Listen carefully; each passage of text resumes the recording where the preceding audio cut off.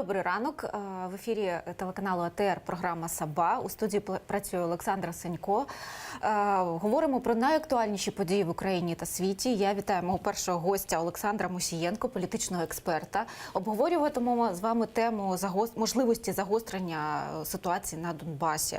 За даними розвідки штабу АТО, ближчими днями на Донбасі можливі збройні провокації з боку підтримуваних Росією бойовиків. Незаконні збройні формування планують вдатися до серйозних провокацій і навіть терористичних актів проти мирного місцевого населення по обидва боки лінії зіткнення.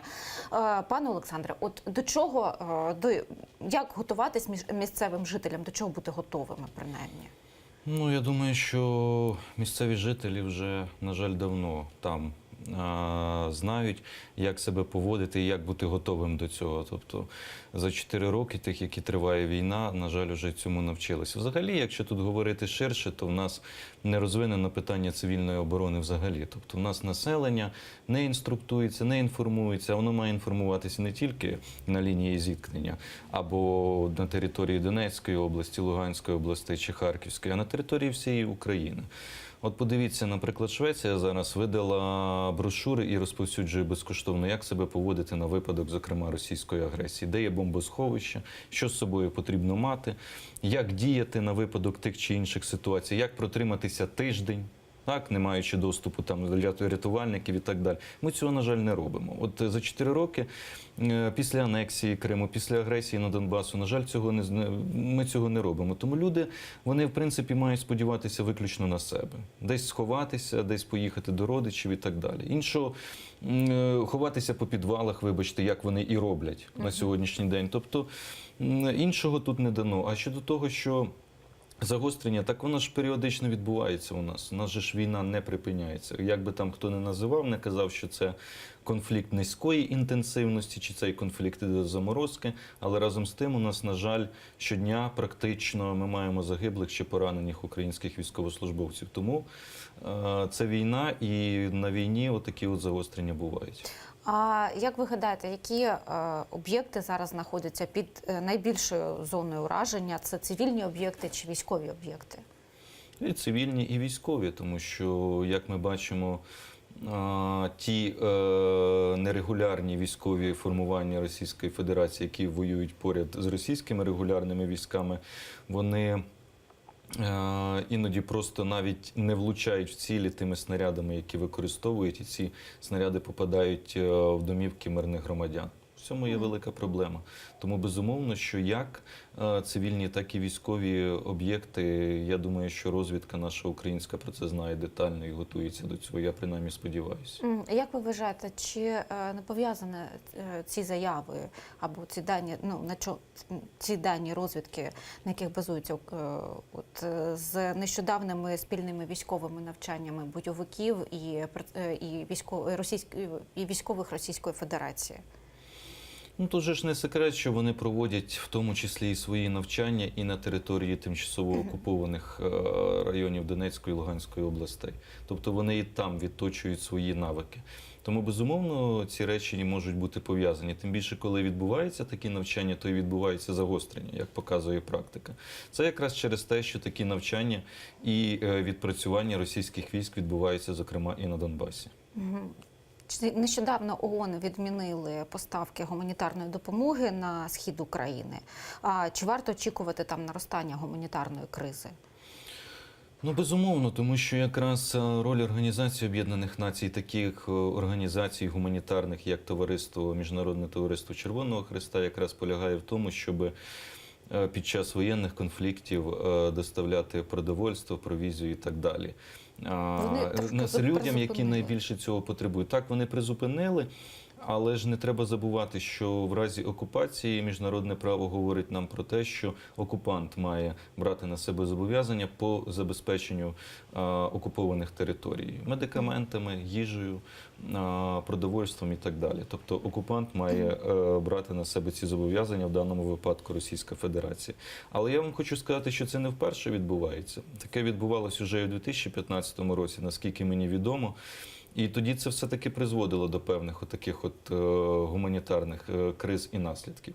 Тому що при будь-яких воєнних конфліктах перешкоджати діяльності як Червоному Хресту, так і ООН є неприпустимим.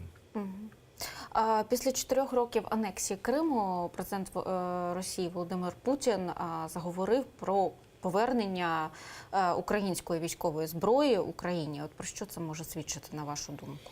Це побажання? Ну, ви розумієте, це намагання виставити себе в такому світлі, що я, мовляв, готовий про щось домовлятися, хоч на якийсь переговорному майданчику давайте про щось говорити щодо Криму. Так?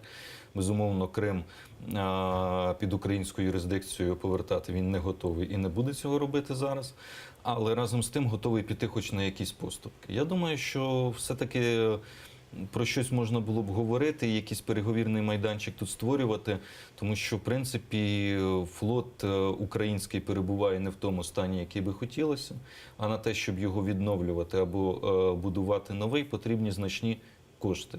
Те, чого немає в бюджеті. Тому те, що там є, розумієте, багато зараз спекуляцій, кажуть, нам це не треба. Ну, ми такі горді, ми відмовимося. Чому? Ми не потребуємо військових кораблів? Це не українське майно? Воно не було захоплено? Чому ми не маємо повертати своє українське майно? У нас є відповідь Павла Клімкіна, міністра зовнішніх справ України, щодо того, що всю військову техніку потрібно повертати разом з Кримом. Тому навряд чи нам потрібна лише наша військова техніка, нам потрібно все наше майно. Нам потрібно все наше майно, але разом з тим, розумієте, політика – це завжди мистецтво можливого. І тому можна багато робити заяв, можна багато робити гасел, лозунгів, а можна робити конкретні справи. От конкретні справи мають полягати в тому, щоб досягати максимального за тих умов, які є. Зараз ми можемо чого досягнути. Вибачте, де тоді в Павла Анатолійовича стратегія повернення Криму? Він вам її презентував, що вони будуть робити для того, щоб Крим найближчим часом повернути з військовою технікою. Я вам теж можу зараз наговорити купу тут, вибачте, гасел, про те, що ми повернемо зараз Крим і так далі, і так далі. Але це будуть лише гасла. Мають бути конкретна стратегія і конкретні дії в напрямку реалізації цієї стратегії. А те, що можна говорити словами, то це так. У нас політики люблять це робити, тому що, щоб сказав, та й все. А як буде юридично проведена умовна операція з повернення цієї техніки? Подивіться, у 2014 році ж проводили юридично, і все було нормально, так? Коли вже все-таки анексія Криму вже то і відбулася. І тоді почала до моменту загострення бойових дій, початку активних бойових дій, коли Росія ввела війська на Донбас, все-таки цей процес він відбувався, він потім був заморожений. Тоді ж він відбувався, і тоді не було, в принципі, питань. Але наразі Росія визнана агресором. Так. І повертати, власне, у агресора забирати... Слухайте, у нас Російська Федерація то визнана агресором, але якщо чисто юридично, я вам можу сказати, у нас є великий договір про дружбу з Російською Федерацією, у нас є ще купа угод, які не розірвані, у нас встановлені, зрештою, дипломатичні стосунки. Ми з ними маємо. У нас іде торгівля за певними показниками. Тобто ми то оголосили, але де-факто ми багато чого не зробили. Ми не розірвали договір про дружбу, знову ж таки повертаюсь, хоча ми мали можливість це зробити, тому що якраз в 2017 році він добігав свого кінця. І ми, на жаль, зараз втратили цей момент це зробити. Тобто є багато запитань, чисто формально-юридичній площині, яких ми не виконали. Разом з тим, ми щодо цього майна і щодо цих кораблів звернулися в міжнародні суди із претензією до Російської Федерації. Ми звернулися в міжнародні суди щодо анексії нашої території, а не анексії нашої військової техніки. Дивіться, ми звернулися в суди, в Європейський суд з прав людини про відшкодування, в Міжнародний суд ООН ми звернулися по 2 конвенціям про запобігання фінансуванню тероризму і забороні расової і національної дискримінації. Російська Федерація проміжні рішення цих Міжнародного суду ООН не виконує. Ми знаємо про, наприклад, про відновлення прав Меджлісу кримськотатарського народу. Вони ж це не виконують, як не виконують багато інших зобов'язань. Ми звернулися в контексті відшкодування збитків, і ці збитки оцінювалися. Крім того, там зверталися в Міжнародний кримінальний суд, там також є ці справи. Але ми разом з тим зверталися і до Росії з претензіями, а потім звернулися щодо цього в суд про відшкодування цих збитків. Тобто логічна послідовність дій. Ми звертаємося в суд, в будь-якому випадку ми хочемо відшкодування цього майна або його якимось чином повернення. А якщо ми зараз можемо його на даній стадії хоча б щось повернути без рішення суду, чим це зашкодить Україні, я не розумію. От від судових та політичних гасел все ж таки є журналістські розслідування, є документальні свідчення того, що на захоплену українську зброю, захоплену українську зброю у Криму Російська Федерація постачає бойовикам на Донбас. От ви знаєте, яким шляхом ця зброя потрапляє з Криму до бойовиків?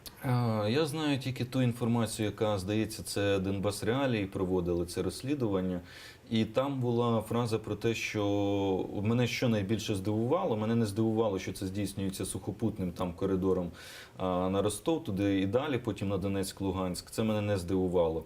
Мене здивувало Азовське море, як це відбувається транспортування, тому що там фігурувала навіть Запорізька область. Я не знаю, чи це помилилися журналісти в своєму розслідуванні, бо якщо це так, то, вибачте, Запорізька область завжди була підконтрольна українській владі. Як можуть туди з Криму відбуватися якісь поставки, тим більше зброї? Це взагалі нонсенс. Те ж саме по Азовському морю. Що це відбувається за постачання? Що у нас там за кораблі ходять? Тому що більшу частину акваторії Азовського моря якраз має контролювати українська сторона. Про це не треба забувати. Тому певні дивні речі, і все-таки хотілося б почути пояснення, тому що те пояснення, яке давало Головне управління розвідки Міністерства оборони, вони фактично підтвердили ту версію, яку давали журналісти, і не більше. Але все-таки хотілося б почути, чи це дійсно так, що там фігурувала Запорізька область, чи ні, бо це було б дуже дивно. А те, що постачає, так, безумовно, будуть постачати, тому що війну то вони ведуть, з чогось то вони стріляють по українським військовослужбовцям. Так само, як з Росії, так будуть постачати і з Криму, безумовно. Тим більше ми залишили там, не встигли вивезти дійсно велику кількість озброєння, як стрілкової, так і боєприпасів і так далі. От всі попередження про можливі загострення на сході України можуть бути свідченням того, що як реакцією бойовиків або ватажків, керманичів їх з Російської Федерації на закон про на прийнятий Верховною Радою закон про реінтеграцію Донбасу? Ви розумієте, цей же закон, по суті, в принципі, то ні на що й не впливає. Тому загострення з цим і пов'язувати особливо не можна. Тому що, розумієте, всі міжнародні партнери, в тому числі і українська влада, говорять про те, що ми будемо виконувати Мінські домовленості. І ніхто не буде робити жодних кроків на те, щоб перешкодити виконанню самих Мінських домовленостей. Тому що ми не будемо тоді зрозумілі, в першу чергу, нашим західним партнерам, які підтримують нас санкціями фінансово і так далі. Волкер, який приїжджав, Курт Волкер, спецпредставник США, який приїжджав в Київ, він же чітко дав зрозуміти, що альтернативи Мінську немає. І Україна буде змушена в певний час виконувати політичну частину. І він сказав, що цей закон абсолютно не має суперечностей з тими мінськими домовленостями. По суті, закон передбачає констатацію того, що вже і так було, і те, про що нам відомо. Якщо ми в законі пишемо, що ми застосовуємо Гаазькі конвенції або Женевські, або інші норми міжнародного права. Вони і так є ратифіковані Україною, вони і так є частиною нашого законодавства. Тобто те, що ми хоч 5 законів, вибачте, приймемо, від цього міжнародні конвенції, вони не будуть змінюватися, чи вони не будуть там якось по-іншому застосовуватися. От і все. Міжнародне право і так є, і ми повинні просто його дотримуватися і виконувати. Вже, в принципі, все придумано за нас. І механізм законодавчий напрацьований по закінченню Другої світової війни. Його просто треба належним чином застосовувати. А це, що відбулося, це просто політичні ігри, спекуляції, відвернення уваги. І крім того, ще й певною мірою посилення повноважень президента України. І все. А на вашу думку, останні перемовини у Дубаї між Куртом Волкером та Владиславом Сурковим і заяви Волкера після цього, що Росія не робить нічого, щоб якимось чином врегульовувати або якимось контролювати ситуацію на Донбасі, про що вони для вас можуть говорити? Ну, вони свідчать про те, що Російська Федерація і далі має намір тиснути на Україну. Вони і далі мають намір нас схиляти до виконання в такому, знаєте, більш односторонньому порядку мінських домовленостей. І згадайте, що деякою мірою їм це і вдавалося через те, що ухвалений закон, все-таки він, скажімо так, на де-факто заморожений, він не виконується, але він є. Наприклад, про особливості місцевого самоврядування, або той же закон там частково те, що ми здійснюємо амністію бойовиків там по 3 статтям Кримінального кодексу і так далі. Тобто до певної міри це вдається, але разом з тим прекрасно внутрішня ситуація України така, що, наприклад, внести зміни зараз в Конституцію України в другому читанні за цієї каденції Верховної Ради, мені здається, мало ймовірно. Тобто тут трошки тупікова ситуація, оскільки вони намагаються нас схиляти в односторонньому порядку і тиснути. І я боюсь, що десь якоюсь мірою нас будуть схиляти, зокрема і Сполучені Штати, все-таки до якихось компромісів, щоб ми йшли на більший компроміс, ніж, наприклад, ті ж Російська Федерація. А от щодо, повертаючись вірніше, хотіла б ще зачепити тему мінських перемовин. На вашу думку, що має бути першочерговим на Донбасі? Вихід військ Російської Федерації чи, власне, з української окупованої території, чи вибори до місцевого самоврядування?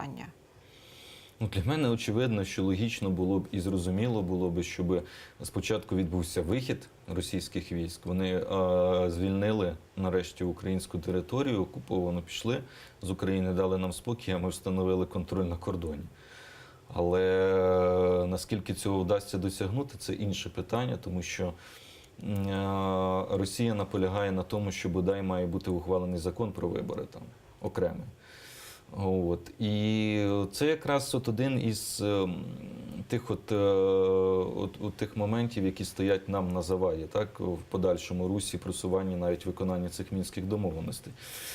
Тому я думаю, що суперечки щодо цього триватимуть. А як вийти з цієї мертвої точки, власне, рухатись у напрямку дійсно фахової дискусії, фахового якихось дійсно реальних кроків для виходу з ситуації? Тут два варіанти, розумієте? Перший варіант – це або проводити військову операцію і воювати до переможного кінця, так як в нас кажуть деякі, і військовим шляхом досягти перемоги України. Або інший шлях – це сідати, домовлятися і погоджуватись на компроміси, які будуть несприятливі і болючі, в тому числі для України, для нашої сторони. Іншого не дано. Тому що, якщо, розумієте, якщо ми, скажімо так, не можна, це ілюзія, що можна виключно політико-дипломатичним шляхом на свою сторону, на наших умовах на 100% вирішити ситуацію і врегулювати конфлікт. Це ілюзія, про яку говорять політики. Насправді, так в міжнародній практиці історія показує, на жаль, не відбувається. От хотіла запитати, у нас мало часу залишається, але як ви вважаєте, бажання Путіна повертати зброю Україні може бути свідченням того, що він готовий якимось чином розпочинати діалог з Україною щодо Криму? Я не думаю, що діалог щодо Криму буде розпочинатися. Росія продемонструвала вже не раз, що вони щодо Криму взагалі не хочуть проводити жодних перемовин. Українська сторона як не намагалася різні майданчики, різні формати міжнародні застосувати і на площадці ООН і інших, але, на жаль, цього не вдається, бо російська сторона навідріз відмовляється це робити. Тому найближчим часом я, на жаль, не бачу того, що Російська Федерація буде йти на якісь компроміси або погодиться на перемовини. Кілька секунд залишається. От останні процеси, які відбулись у Мінську, обмін полоненими, зміни кадрові так званих ЛНР, ДНР, перемовини Волкера-Суркова. Як ви вважаєте, це може бути свідченням того, що Російська Федерація хоче припинити ескалацію на Сході в обмін на Крим? Можливо, але разом з тим, я думаю, що вони не припинять дестабілізувати найближчим часом ситуацію в Україні, на Сході, зокрема. А це свідчить ще про те, що Волкер непоганий дипломат, і він активно взявся за роботу, і певні все-таки щось йому вдається, принаймні схилити Суркова і Путіна до того, щоб вони бодай віддали українських наших громадян, ті, які були в них в полоні. Бодай хоч якесь просування, хоч чомусь є позитив і плюси. Щиро вам вдячна, Дякую що вам. прийшли до нас зранку. Олександр Мусієнко, політичний експерт, обговорювали тему Донбасу разом з ним. Ранок продовжується. Залишайтесь з нами.